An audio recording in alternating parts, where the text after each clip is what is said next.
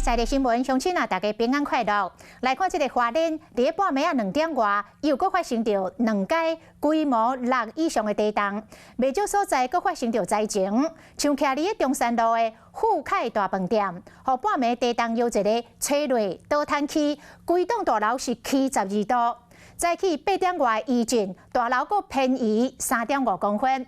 加在这栋饭店，自从4月初3迄边的大地震了后，都已经无住人了。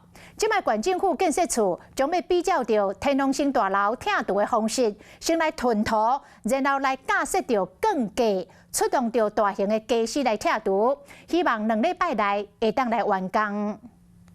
敢是去外面叫甲真大力，大楼就算飞起来，地震嘛是一直咧摇。后一秒，大楼熊熊规栋落落去，现场是规个阴风风。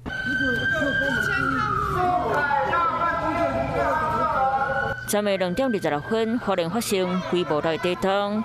中山路的富凯大饭店2楼看板房正到1楼地坪，加在无人掉伫咧内底，现场随为封锁线做管制。猫在叫吗？ 附近的民众赶紧撤离，有人想到家己的猫仔搁留伫咧厝内，随个撞断去。特地回来救猫啊？是留什么在里面啊？没有，猫咪吗？一只猫咪吗？对。远看富凯大饭店规栋楼严重起超12套，啊，饭店四周围地震进进到财宝棚和护栏，不过迄栋并不是伫咧官府列管的红黄大内。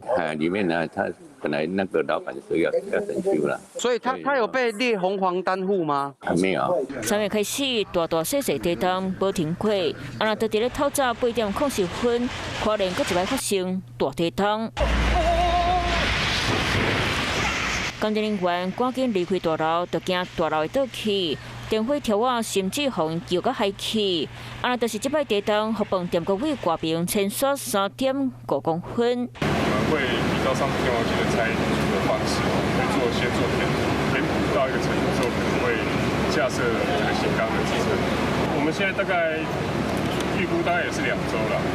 下侪夜，工作人员赶到会车厢顶含普通饭店的看板，当小雪风跳跳。工营机构派警告灾区，比对天星大楼拆除保守赶工，就惊直直发生所谓地震，和灾情继续分化。